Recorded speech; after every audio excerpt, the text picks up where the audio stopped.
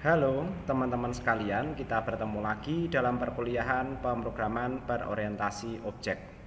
Kali ini kita masuk ke implementasi dari pemrograman berorientasi objek, yaitu membuat program Java yang terkoneksi ke database MySQL.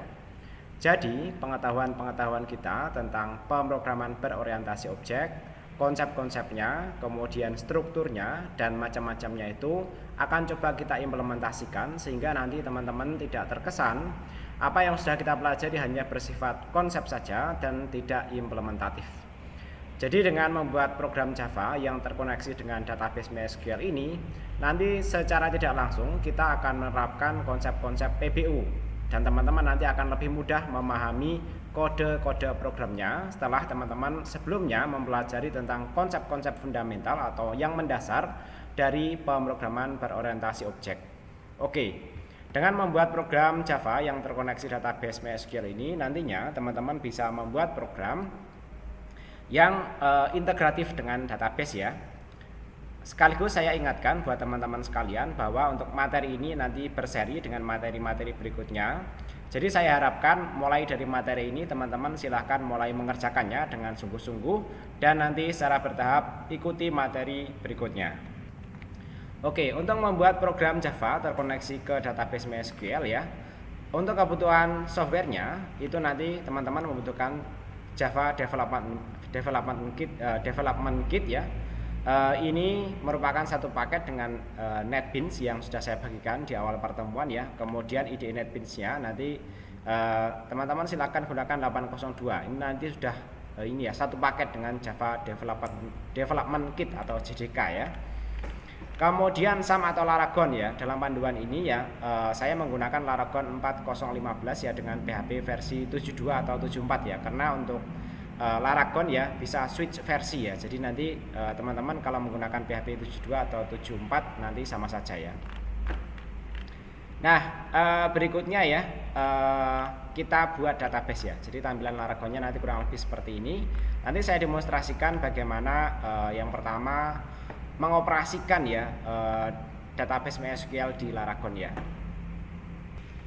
Oke, berikutnya kita coba mengoperasikan ya bagaimana kita menjalankan Laragon ya. Kalau teman-teman sudah menginstal Laragon ya, tinggal double klik saja ya. Kemudian kalau mau memeriksa versi PHP berapa yang digunakan bisa dilihat di sini ya. Nah, nanti karena tadi panduannya menggunakan 72 nih saya switch ke yang 72 ya.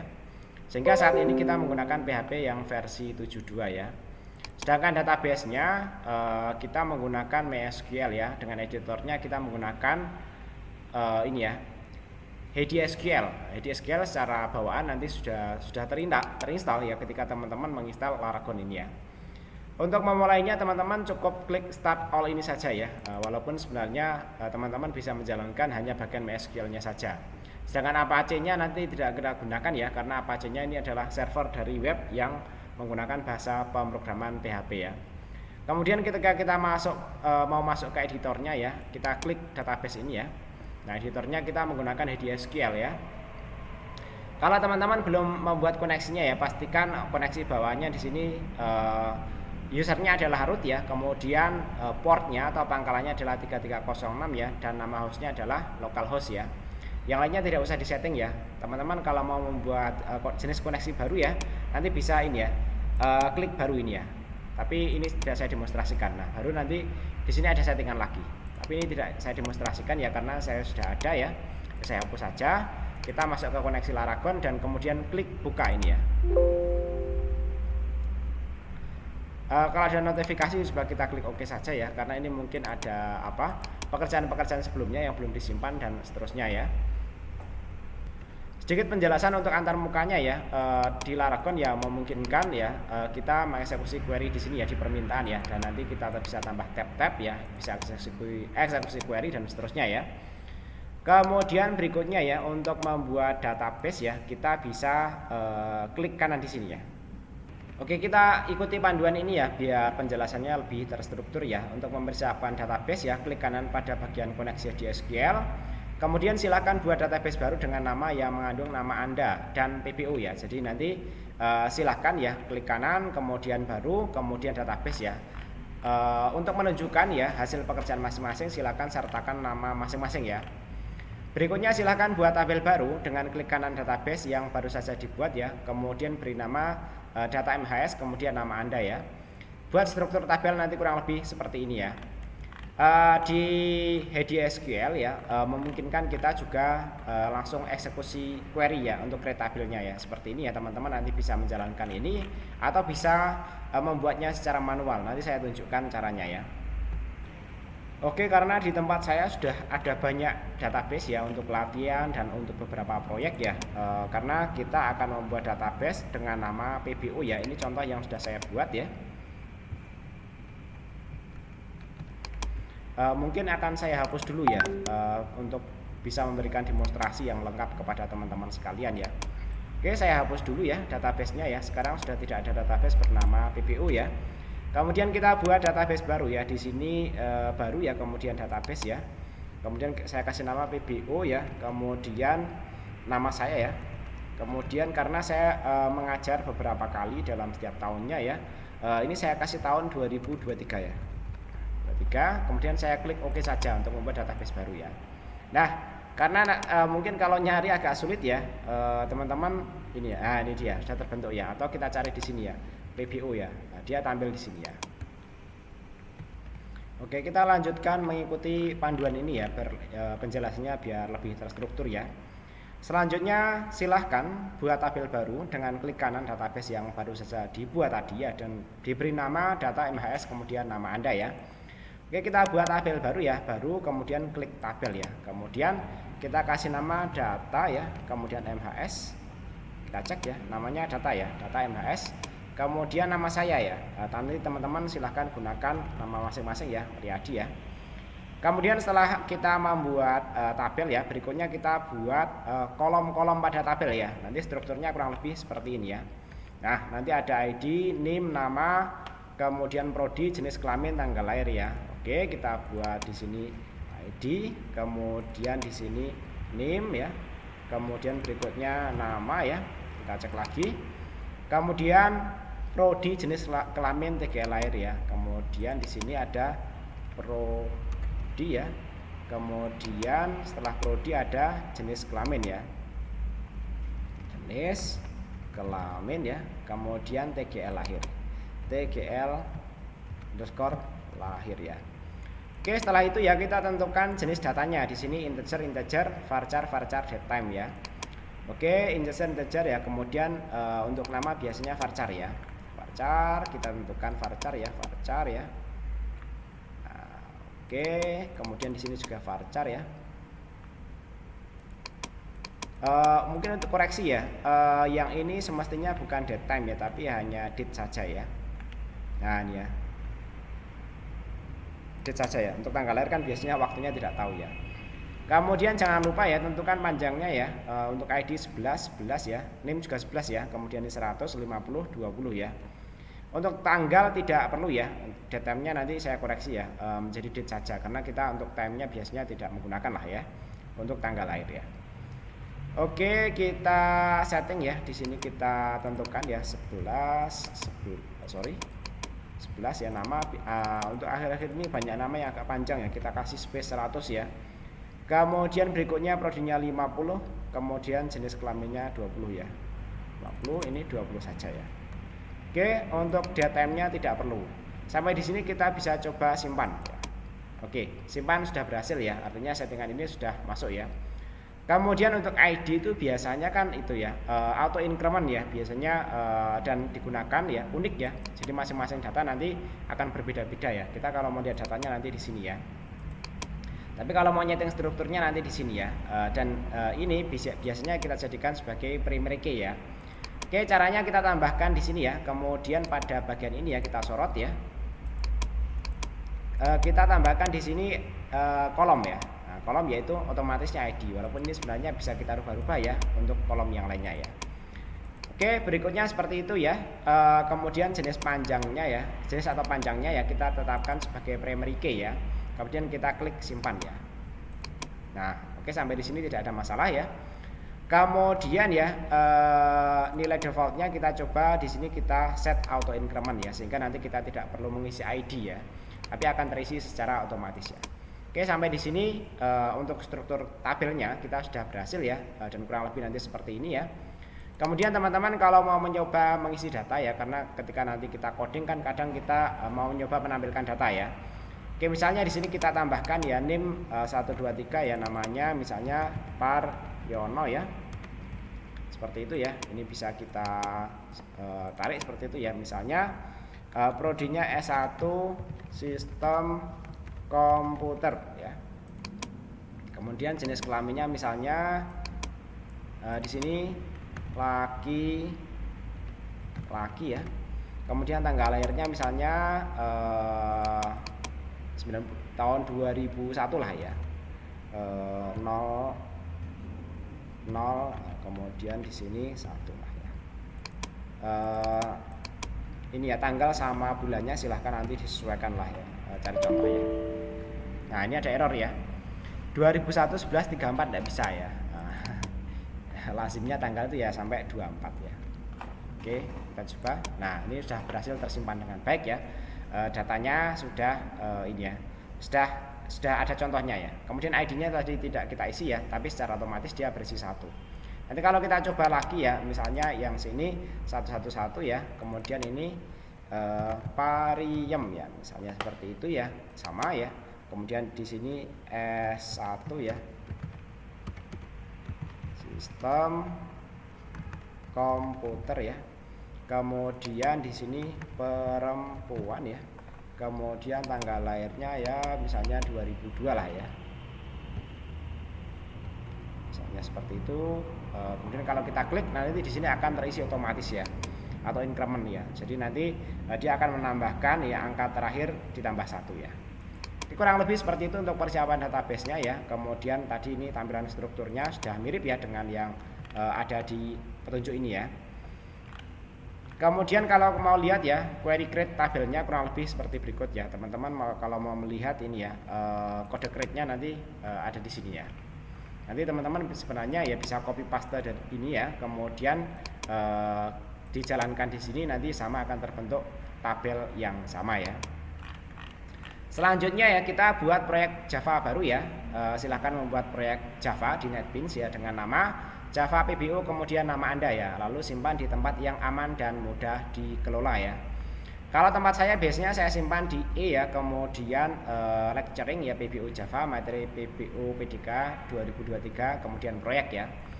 Tapi dalam demo ini saya akan menyimpannya di desktop ya, karena ini mungkin hanya akan saya simpan secara sementara ya, dan nanti untuk berikutnya tidak saya simpan lagi ya.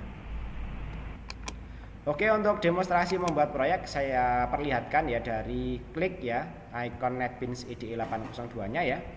Kemudian saya new project ya, saya klik new project ini ya. Kemudian saya pilih Java application, next ya. Kemudian namanya saya samakan deh ya dengan yang ini ya, PBO Java DB Priadi ya. Di sini PBO, kemudian Java DB ya, kemudian underscore Priadi ya. Nah, kemudian main kelasnya ya, dia akan terbentuk di package yang ini ya. Mungkin biar lebih sederhana ya. Ini nama package-nya saya sederhanakan ya, Java DB Priadi.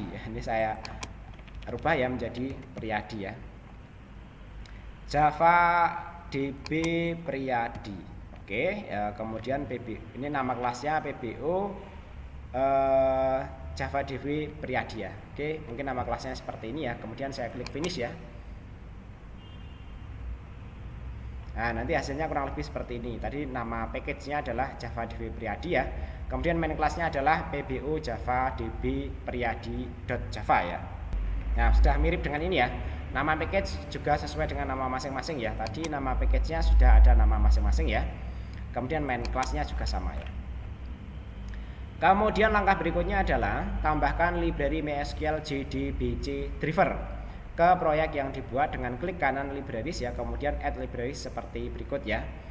Oke, kita masuk ke sini ya, bagian libraries ya, kemudian ini kita klik kanan ya, kemudian add library ya. Kemudian sampai di sini ya, kita coba scroll ya, kita pilih MySQL JDBC driver ya. Ini mirip dengan panduan ini ya. Oke, kita pilih yang ini ya, kemudian kita klik add library ya. Nah, nanti kalau berhasil tampilannya seperti ini ya. Nah, ini tadi sudah saya tunjukkan di sini ya. Dan di panduannya seperti ini. Artinya panduan ini ya saya tunjukkan bisa didemonstrasikan dengan baik ya, atau bisa diikuti ya untuk praktikum ya. Kemudian kita buat kelas koneksi ya, dan membuat kode koneksi ya. Silahkan buat kelas baru ya bernama koneksi ya, dan isikan kodenya kurang lebih seperti berikut ya.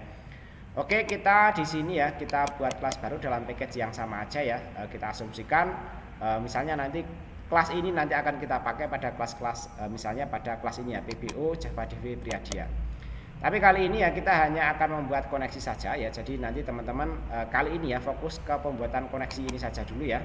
Misalnya koneksi ya. Saya kasih nama saya ya Priadi seperti ini ya, kemudian saya klik finish ya. Jadi upayakan ya kode-kode yang dibuat oleh teman-teman sekalian ada mengandung nama masing-masing ya, sehingga nanti sekaligus menjadi latihan buat teman-teman sekalian ya. Kalau nanti ada perbedaan nama sekaligus nanti ini ya mencocokkan ya kodenya dengan nama masing-masing ya. Kemudian berikutnya yang pertama kali dilakukan adalah melakukan impor ya, yaitu Java SQL Connection, Java SQL Driver Manager, Java SQL Exception ya, dan Java SQL Statement ya. Impornya dilakukan di bawah package dan di atas kelas ya. Oke, kita lakukan impor di sini ya. Ini saya tunjukkan, saya copy paste bisa ya. Nah, kalau muncul tanda seperti ini teman-teman jangan panik ya. Ini karena memang beberapa impornya belum digunakan atau unused ya. Kemudian berikutnya di dalam kelas koneksi MySQL ya, tapi nanti mungkin nama kelasnya agak berbeda ya, koneksi Priadi ini ya. Nanti bisa di rename ya kalau teman-teman menginginkan lah ya. Kemudian di sini kita buat ya, ini saya copy paste ya, saya tunjukkan ya ke teman-teman sekalian ya.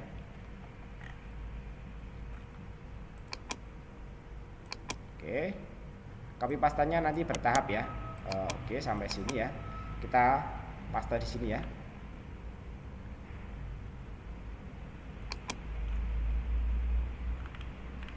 Kemudian ya, oke, ini kita copy.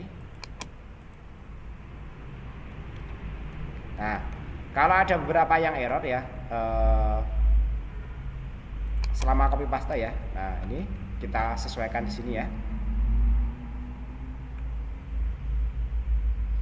Ingat di sini ada main, di sini ada main metodenya ya. Oke, pastikan ini ada di sini ya. Kemudian jangan panik dulu ya, karena ini error karena ini belum ada pasangan kurung awal tutupnya ya. Atau kalau teman-teman tidak sabar mau ditambah dulu boleh ya di sini ya. Oke, kita lanjutkan dulu ya. Kemudian ini ada catch-nya ya sampai dia nutup ya. Oke. Ingat untuk koneksi ini ya nanti tidak langsung bisa digunakan ya. Kita hanya akan mencoba koneksinya saja dulu ya. Lagi pula ini berada di main method ya. Nanti dalam implementasinya mungkin agak berbeda ya. Kita membuat koneksi yang tidak berada di main method karena nanti akan digunakan pada kelas yang lainnya ya.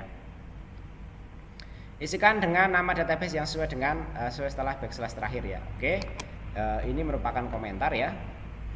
Kemudian nah ini tadi kebanyakan kurung berawalnya ya. Oke, setelah itu sudah tidak ada error ya. Perhatikan ya, setelah backslash terakhir di sini merupakan nama database-nya. Pastikan nama ini sama dengan nama database yang ini, bukan ini ya. Ini nama tabel ya, nama database-nya yang ini ya. Kemudian berikutnya ya, yang jadi catatan ya, di sini adalah usernya root ya, sesuai dengan nama ketika kita tadi pertama kali melakukan koneksi ya. Jadi kalau kita coba putus ya, tadi namanya di sini adalah root ya, kita samakan ya usernya ya.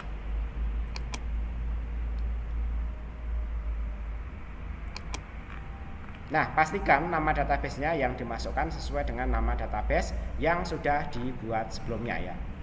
Kemudian pengujian program ya. Jadi ini untuk pengujian programnya hanya menunjukkan bahwa program kita sudah terkoneksi ke database. Tapi kita sebenarnya belum sampai, misalnya tadi kalau kita masuk ke sini ya, kita belum sampai menampilkan data ya.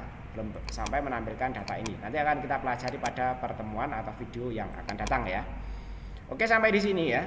Berikutnya kita lakukan uji coba. Cara ngujinya nanti seperti ini ya. Artinya nanti teman-teman kalau belum sampai pada langkah ini ya, nanti silahkan ditanyakan Karena untuk koneksi ini nanti tidak akan dibahas pada pertemuan yang akan datang ya, karena asumsinya teman-teman sudah tuntas ya mempelajari tentang koneksi ini pada pertemuan ini ya.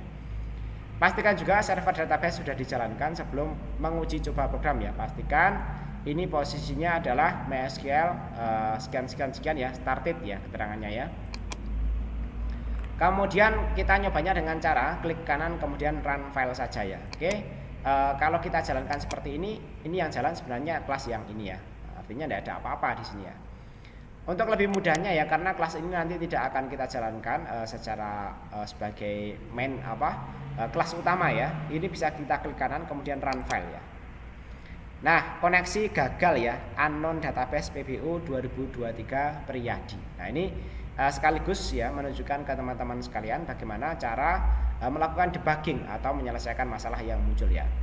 Pertama kita lihat ya PBO 2023 Priyadi, apakah ini database kita ya. PBO Priyadi 2023 ini agak kebalik ya. Oke, karena nama databasenya tidak sesuai ya, yaitu PBO Priyadi 2023, sementara yang kita masukkan di sini adalah PBO 2023 Priyadi ya. Nah, karena itu ya ini kita hapus ya, kemudian ini kita sesuaikan ya dengan nama database kita ya, yaitu 2023. Sampai di sini ya tadi menunjukkan ya kalau nama databasenya salah akan keluar keterangan seperti ini ya. Ini merupakan keterangan yang muncul dari sini ya. Nah, ini semestinya nyambung di sini ya. Oke ya, get message-nya. Kita coba lagi ya. Sekarang kondisinya ya, nama databasenya adalah PBO Priyadi 2023 ya. Kemudian kita run file ya. Nah, di sini koneksi sudah berhasil ya. Teman-teman harus sampai ke tahap ini pada video pembelajaran ini. Kalau belum nanti silakan ditanyakan, diskusi dalam kelas ya, dan seterusnya agar bisa memastikan bahwa teman-teman sudah menguasai materi ini ya. Nah, nanti ini ya jika diuji coba ya dan berhasil berjalan dengan baik, maka akan tampil informasi seperti berikut ya, koneksi berhasil ya. Tampilan hasil koneksi akan berbeda-beda tergantung keterangan yang kita tetapkan jika koneksi berhasil ya. Jadi nanti keterangannya ada di sini ya, koneksi berhasil ya. Misalnya kita kasih nama, bisa tambahan bro gitu ya, misalnya seperti ini ya, maka nanti tulisan ini akan keluar. Tapi kalau gagal nanti akan keluar di sisi sini ya, guys ya, misalnya seperti itu ya. Oke ya, misalnya seperti ini kalau gagal ya. Ini kita jalankan kalau berhasil ya. Ini ya. Koneksi berhasil bro. Ya, ini ada angka ininya tambahan ya. Oke, semestinya nanti L-nya ada di sini. Oke, ini kekurangan L ya, kita tambahkan di sini ya. Kemudian kita coba jalankan ulang ya, run file, koneksi berhasil bro ya. Nah, pada bagian berikutnya ya akan dibahas beberapa contoh kesalahan yang disebabkan oleh beberapa hal yang berbeda sehingga penanganannya pun nanti berbeda ya. Tadi untuk contoh nama database yang tidak sesuai sudah kelihatan ya. Kemudian bagaimana kalau di sini passwordnya berbeda? Harusnya O-nya 2 ya, ini O-nya 1, bagaimana yang akan terjadi ya? Kita lihat ya. Koneksi gagal ya, access denied ya for user root ya.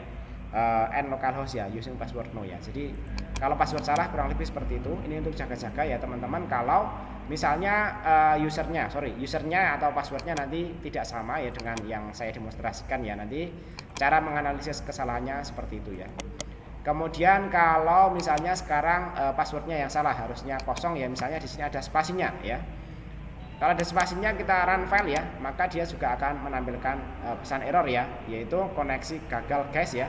Access denied for user root at localhost using password guys ya. Jadi pastikan di sini merupakan 0 dan spasi kosong itu berbeda ya, sehingga nanti hasilnya semestinya seperti ini ya. Kemudian bagaimana kalau di sini database-nya dimatikan, kita stop ya, kita stop seperti ini ya. Kemudian coba kita jalankan ya. Nah, di sini akan muncul keterangan ya, kurang lebih seperti ini ya.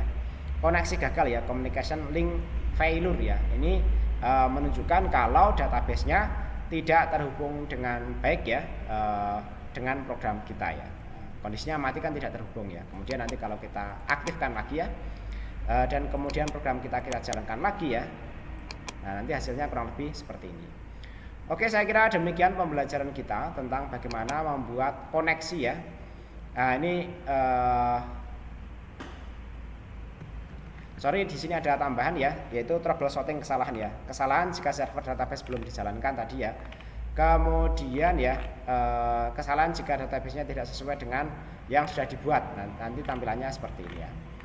Jika kita perhatikan, pesan kesalahan akan sama baik ketika servernya belum dijalankan ataupun jika nama databasenya berbeda. Berbeda tadi ya. Kalau server belum dijalankan dengan nama databasenya berbeda ya. Oleh karena itu, jika muncul pesan kesalahan seperti di atas ya saat kita coba menjalankan program ya, maka silahkan periksa secara manual bagian mana yang menjadi penyebab kesalahan tersebut ya. Oke, kita cek lagi ya. Kalau salah password tadi penjelasannya ini ya, run file. Nah, beda ya. Keterangan ini saya anulir ya. Nanti beda ya. Jadi nanti kalau salah password nanti keterangannya seperti ini ya. Ini semestinya ini ya.